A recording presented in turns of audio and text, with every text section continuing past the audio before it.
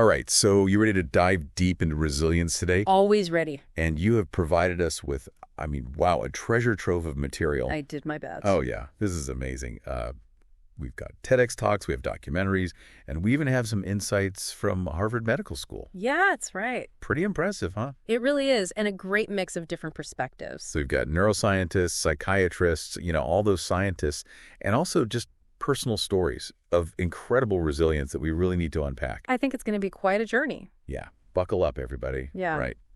Because our mission is to really extract those golden nuggets of wisdom and help you not just survive, but thrive. Absolutely. In the face of any challenge life throws your way. And I think what's so exciting about this particular collection of sources is that it blends, the hard science, the really scientific perspectives with these incredible real-life human experiences, So it's not just going to be about defining resilience, but actually exploring how to build it. Yeah. How to turn those setbacks into stepping stones. Exactly. And speaking of real-life experiences, Lucy Hone's TEDx talk, she had this exercise where she asks you to picture yourself standing among everyone else who has faced adversity. Oh, that's powerful. It's such a powerful reminder that we are not alone in our struggles. Absolutely. And, it kind of challenges this misconception that resilience is some sort of superpower that you're either born with or not, Right. And what both Lucy Hone and Charles Hunt really emphasize is that resilience is a process. Yeah. It's about acquiring skills and adopting new ways of thinking. It's not a fixed trait. Yeah. It's more like a toolbox that you can build up over time. And I love how Charles Hunt uses this analogy of the bad luck truck making its rounds. So true. Life throws curveballs at all of us, and sometimes those are really unexpected, and we don't have a lot of control over when or how those deliveries arrive. Yeah. But what we can choose is how we handle them. Exactly. Resilience is not about avoiding hardship altogether. It's about navigating it skillfully.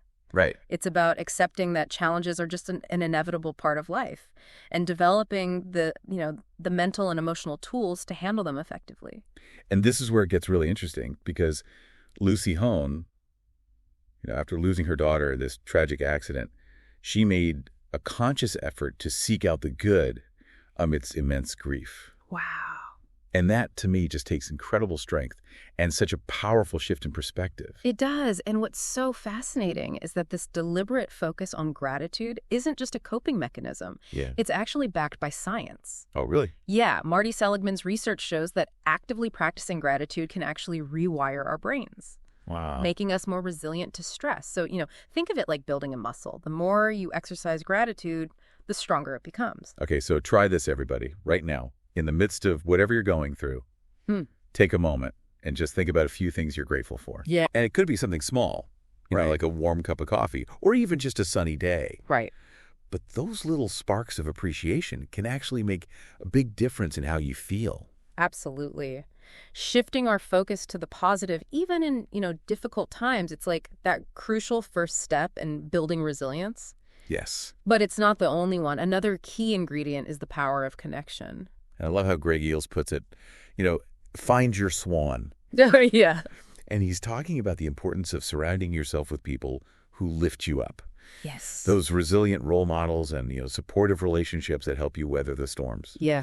It makes me think about that research from Harvard Medical School showing that even small acts of kindness like, volunteering or simply helping a neighbor can actually have such a significant impact on our well-being. It's huge. Yeah, it's all about fostering that sense of belonging and purpose, You've hit on a really crucial point because connection is about both giving and receiving support.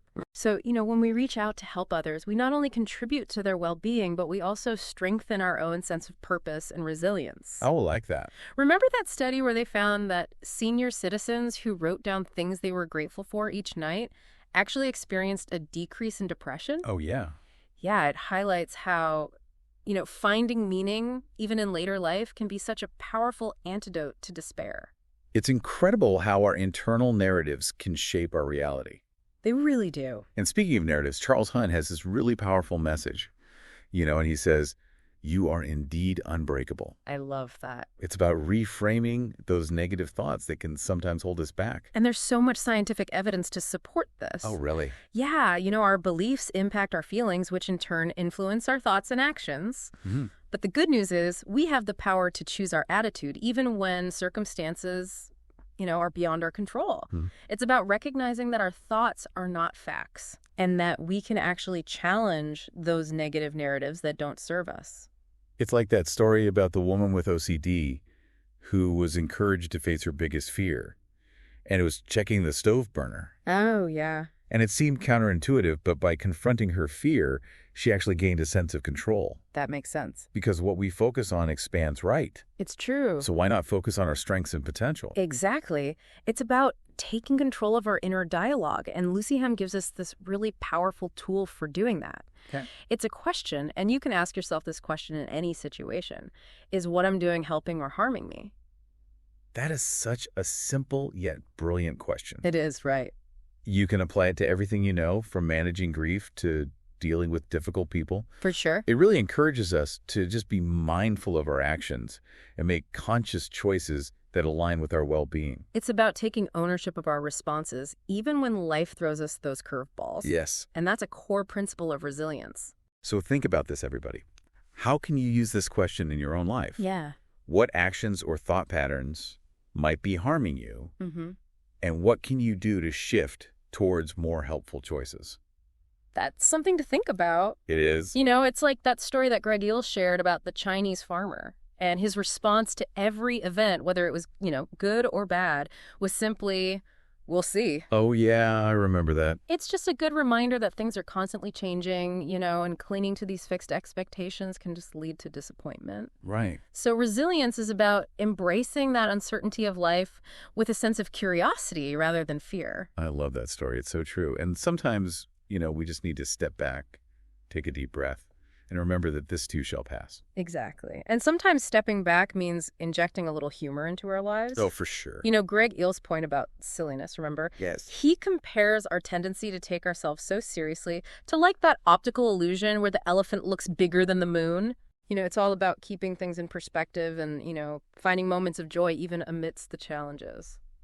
What do you think about that? Have you ever kind of noticed yourself getting bogged down by things that, in the grand scheme of things might not be that important? Oh, absolutely. Yeah. I think we all have those moments where we lose sight of the bigger picture. For sure. It's so easy to get swept up in the day-to-day stresses and, forget to appreciate those simple things. Right. Laughter truly is the best medicine sometimes. It is. But speaking of perspective, Charles Hunt's TEDx talk really dives into how our beliefs shape our experiences. Yes. He talks about this link between our beliefs, our feelings, our thoughts and actions, and how that whole cycle can either fuel or hinder our resilience. And he doesn't just talk about it, he embodies it. I mean, growing up in poverty, facing addiction, losing his father, Charles Hunt, he clung to this belief that tomorrow would be better.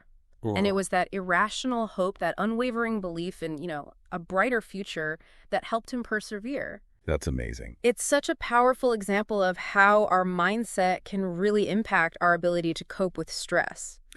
His story really resonated with me. It's a reminder that even when things seem really bleak, holding on to hope can be a powerful source of strength. They can. But it's not just about blind optimism, right? Right. It's about acknowledging the challenges while also believing in our ability to overcome them. Precisely. It's about finding that sweet spot between realistic optimism Right. and proactive problem solving. Okay. And it's also about knowing when to ask for help, Yes. Charles Hunt is very open about the fact that he needed support to get through those tough times. Resilience isn't about going it alone. Right. It's about building a network of people who can provide that guidance and encouragement when we need it most.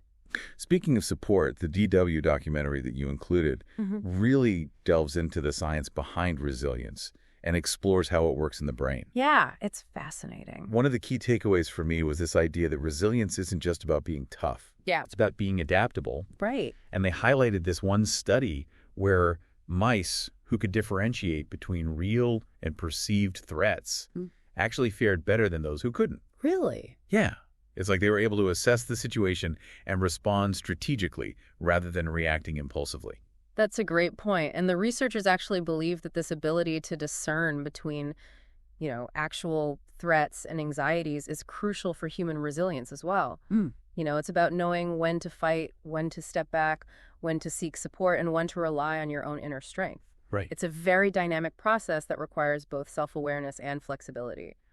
The documentary also touched on the impact of early childhood experiences on resilience. It did. It was fascinating, but a bit heartbreaking to learn that even stress during pregnancy can affect a child's developing brain. Yeah, they describe it as this sort of vicious cycle. Oh, wow. Where a stressed mother can unintentionally pass on stress hormones to her baby, potentially making them more susceptible to, stress and mental health challenges later in life. That's intense. Yes. It's a really critical area of research, and it underscores the importance of supporting expectant mothers and providing them with resources to manage stress. Of course. But it's not just about the mother's well-being, it's also about the quality of the child's early environment. Yes. The documentary highlights the work of Boris Cyrulnik, who's a psychiatrist who is considered a pioneer in resilience research. Okay. And despite losing almost his entire family in the Holocaust, he emphasizes how even children who have experienced severe adversity can thrive if they have the right support. His story is a testament to the power of the human spirit. But what kind of support are we talking about? Well, Cyrulnik stresses the importance of secure attachment in early childhood. Okay. So if a child has a loving and responsive caregiver, they are more likely to develop the emotional regulation skills that they need to cope with stress later in life. Right. It's not about shielding children from hardship altogether. It's about equipping them with the tools to navigate those inevitable challenges. That makes a lot of sense. Building those foundational skills early on can make a world of difference. It really can. But the documentary also explored some more complex scientific concepts like epigenetics. Yes. I have to admit that one went a little over my head. Could you break it down for me? Of course, epigenetics is a fascinating field that looks at how our environment and lifestyle choices can actually influence how our genes express themselves. Okay. So think of it like this. Your genes are the blueprint. Okay. But your environment can determine which parts of that blueprint are activated or deactivated. So even though we might be born with certain genetic predispositions, it doesn't mean we're destined to develop those traits or conditions. Exactly. Our experiences and choices can actually influence how those genes are expressed. Wow. The documentary featured researcher Katharina Domschke, who studies this specific stress gene called the MAOA gene. Okay. It's sometimes referred to as the warrior gene because it's been linked to aggression and impulsivity. But Domschke research shows that positive social experiences and even psychotherapy can influence how this gene expresses itself. So it's like we can actually train our genes to be more resilient. It seems so. That's incredible. Yeah. It really highlights the power we have over our own well-being. It does, and it underscores the importance of creating supportive environments that foster resilience. This isn't just about individual effort. It's about building communities and systems that prioritize well-being. And on that note, the documentary also featured this WHO-sponsored resilience training program that was being implemented in a school in Germany. Oh, wow. And they're teaching 7th graders how to manage stress and build inner strength. It seems like they're starting early, which is great. That's fantastic. What are some of the key strategies they focus on? Well, one of the core strategies is helping students learn to identify and challenge negative thought patterns. Okay. It's about recognizing that our thoughts are not always accurate reflections of reality and that we have the power to choose, more helpful ways of thinking. So it's about developing that self-awareness and building the skills to reframe those negative thoughts. Exactly. They also emphasize the importance of gratitude and encourage students to focus on their successes, even small ones. I like that. It's about building that sense of self-efficacy, that belief that you can handle whatever life throws your way. It's not about ignoring the challenges, but about building the confidence to face them head on. Precisely. What else did they cover in the program? Yeah. Well, another key aspect was teaching students how to reframe stressful situations. Okay. Instead of viewing them as threats, they encourage students to see them as challenges to overcome. Right. It's that shift in perspective. Again, it's not about denying the difficulty, but finding ways to approach it constructively. That reminds me of Lucy Holmes' question, is what I'm doing helping or harming me? It's a good word. It's all about making those conscious choices that support our well-being. Absolutely. And the documentary didn't just focus on theory, it also shared really inspiring stories of real people who have overcome incredible adversity. Yeah, I love those. One story that stood out was about a family who lost their son in a tragic accident, and they channeled their grief into creating a foundation to prevent violence. Wow, that's like a powerful example of how, even in the face of unimaginable loss, it's possible to find meaning and purpose. It is. Their story really underscores the power of social connection and purpose in building resilience. It's not about pretending that the pain doesn't exist. It's about finding ways to move forward in a way that honors the loss while creating something positive out of it. And the documentary ends with this beautiful message. Resilience isn't about happiness. It's about living with all of life's gray areas, surviving crises without losing your mental health. It's about accepting that life is messy and unpredictable and finding ways to navigate those ups and downs without getting swept away. Exactly. And it's about recognizing that resilience is a journey, not a destination. Right. We're all constantly learning and growing, and that includes learning how to be more resilient. That reminds me of the Harvard Medical School talk on the power of resilience. Really resonated with that idea of resilience as this ongoing journey.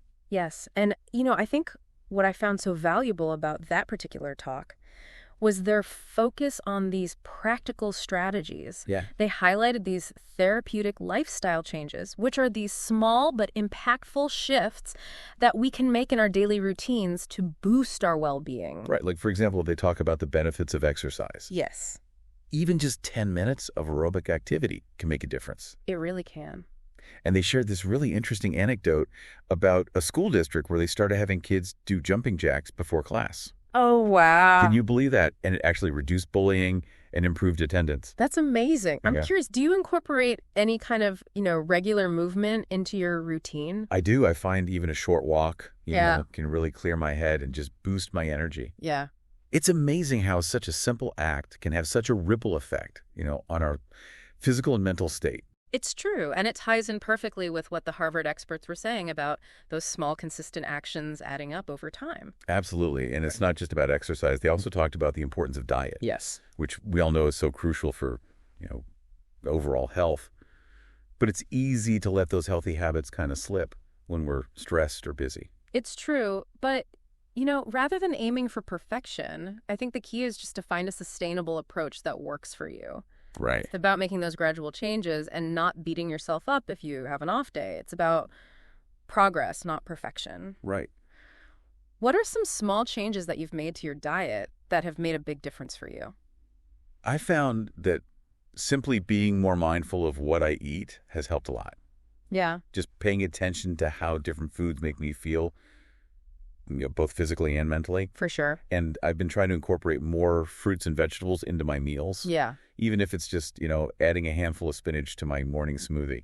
Those are great strategies. And speaking of mindfulness, the Harvard talk also emphasized the benefits of meditation and mindfulness practices. Yeah. It's something that can feel challenging at first, but the research is clear. It can be incredibly powerful in reducing stress and increasing, our sense of well-being. Mm-hmm. Have you ever tried any mindfulness exercises? I have. I've dabbled in meditation, and even just a few minutes of deep breathing can make a world of difference. It really can. It's like hitting the reset button for your brain. Yeah. And it's something you can do anytime, anywhere. Exactly. It's about finding those little pockets of calm amidst the chaos. Yes. And, it circles back to that theme of connection that we've been talking about throughout this whole deep dive. Right. The Harvard experts really emphasized how vital social connection is for resilience. Yeah. And they highlighted how acts of kindness and generosity can actually make us happier and healthier. It's that helper's high phenomenon. It is giving to others activates those pleasure and reward centers in our brains. It seems like we're wired for connection and compassion. It does. What are your thoughts on that? I completely agree. I think we all crave that sense of belonging and purpose. Yeah. And knowing that we can make a positive difference in someone else's life, even in a small way, can be so incredibly fulfilling. It can. And it reminds me of what they said about expressing gratitude. It's not just about feeling it, but actually taking the time to express it to others. Yes. Remember that study where senior citizens who wrote down things they were grateful for each night experienced a decrease in depression? It's incredible how such a simple act can have such a profound impact. And it leads us to that beautiful idea they shared at the end of the talk. We all have the capacity to be charismatic adults for someone else. I love that concept. They define a charismatic adult as someone from whom another person gathers strength. Right. And it doesn't have to be this grand gesture. No. It could be a simple act of kindness, a listening ear, Yeah. a word of encouragement. It's about recognizing that we all have the power to make a positive difference in someone else's life. And in doing so, we also strengthen our own resilience. So as we wrap up this deep dive into resilience, I'd like to leave you with a question to ponder. Who are your charismatic adults?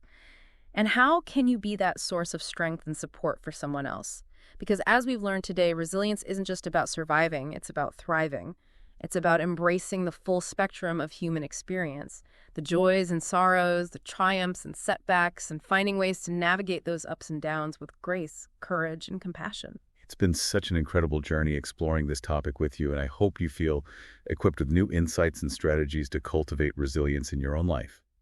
Remember, it's an ongoing process, a journey of growth and discovery, and we all have the power within us to not only bounce back from challenges, but to emerge even stronger than before.